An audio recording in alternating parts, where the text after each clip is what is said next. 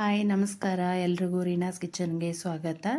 ಇವತ್ತು ನಾವು ಹಾಗಲಕಾಯಿ ಫ್ರೈ ಮಾಡ್ತಾ ಇದ್ದೀವಿ. ಬನ್ನಿ ಹಾಗಲಕಾಯಿ ಫ್ರೈ ಹೇಗೆ ಮಾಡೋದು ಅಂತ ನೋಡೋಣ. ಮೊದಲು ಹಾಗಲಕಾಯಿ ತೊಗೊಂಡು ತೊಳ್ಕೊಬೇಕು. ತೊಳ್ಕೊಂಡು ಕಟ್ ಮಾಡಿ ಅದರೊಳಗಿರೋ ಬೀಜನೆಲ್ಲ ಒಂದು ಸ್ಪೂನ್ ಸಹಾಯದಿಂದ ತಗೊಳ್ಳಿ.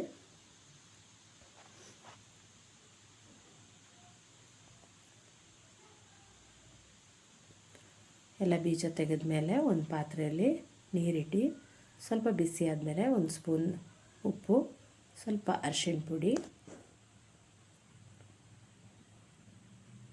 ಹಾಕಿ ಸ್ವಲ್ಪ ಬಿಸಿ ಆದಮೇಲೆ ಅದಕ್ಕೆ ಹಾಗಲಕಾಯಿ ಏನು ನೀವು ಕ್ಲೀನ್ ಮಾಡಿ ಇಟ್ಕೊಂಡಿದ್ದೀರ ಅದನ್ನ ಹಾಕಿ, ನಾನು 3 ಹಾಗಲಕಾಯಿ ತೊಗೊಂಡಿದ್ದೀನಿ.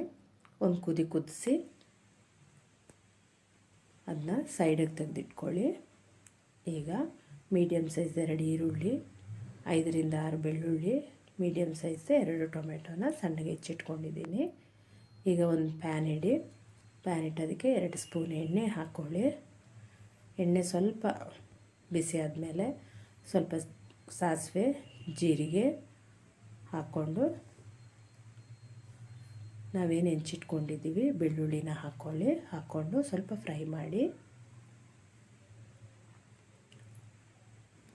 ಸ್ವಲ್ಪ ಫ್ರೈ ಆದಮೇಲೆ ಮೀಡಿಯಮ್ ಸೈಜ್ 2 ಈರುಳ್ಳಿಯನ್ನು ನಾವು ಹೆಚ್ಚಿಟ್ಕೊಂಡಿದ್ದೀವಿ ಅದನ್ನ ಹಾಕ್ಕೊಳ್ಳಿ. ಅದನ್ನು ಕೂಡ ಫ್ರೈ ಮಾಡ್ಕೊಳ್ಳಿ.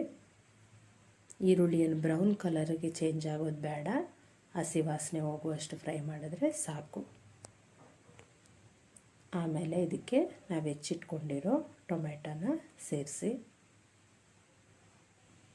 ಅದನ್ನು ಫ್ರೈ ಮಾಡ್ಕೊಳ್ಳಿ.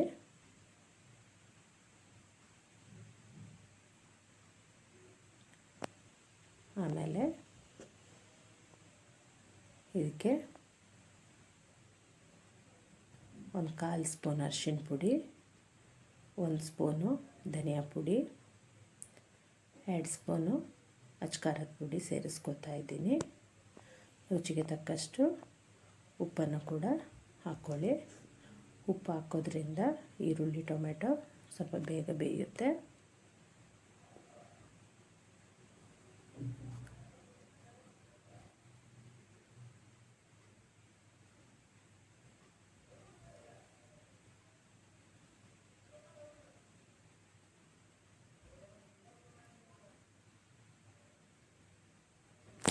ಇಷ್ಟು ಬೆಂದರೆ ಸಾಕು.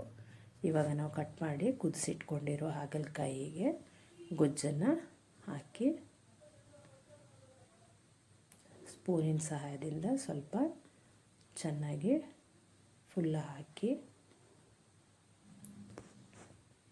ಆಮೇಲೆ ಗೊಜ್ಜು ಮಾಡ್ಕೊಂಡಿರೋ ಅದೇ ತವಾಗೆ 2 ಸ್ಪೂನ್ ಎಣ್ಣೆ ಹಾಕಿ, ಎಣ್ಣೆ ಸ್ವಲ್ಪ ಬಿಸಿ ಆದಮೇಲೆ ತವ ಫುಲ್ ಆಗೋ ಥರ ಅದನ್ನ ಸ್ಪ್ರೆಡ್ ಮಾಡಿ ಆಯಿಲ್ನ. ಸ್ವಲ್ಪ ಎಣ್ಣೆ ಚೆನ್ನಾಗಿ ಕಾದ್ಮೇಲೆ ಹಾಗಲಕಾಯಿಯನ್ನು ಫಿಲ್ ಮಾಡಿ ಇಟ್ಕೊಂಡಿದ್ದೀವಿ ಅದನ್ನು ಅದರಲ್ಲಿ ಹಾಕಿ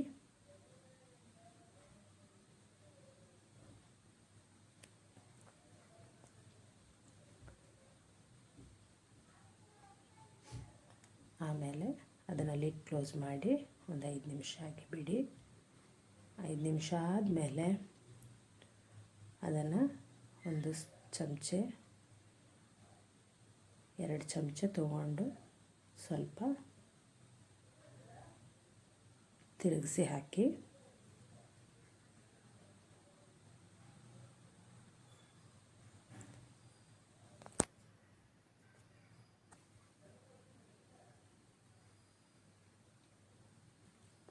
ಈ ಥರ 2 ಸಲ ಹಾಕಿ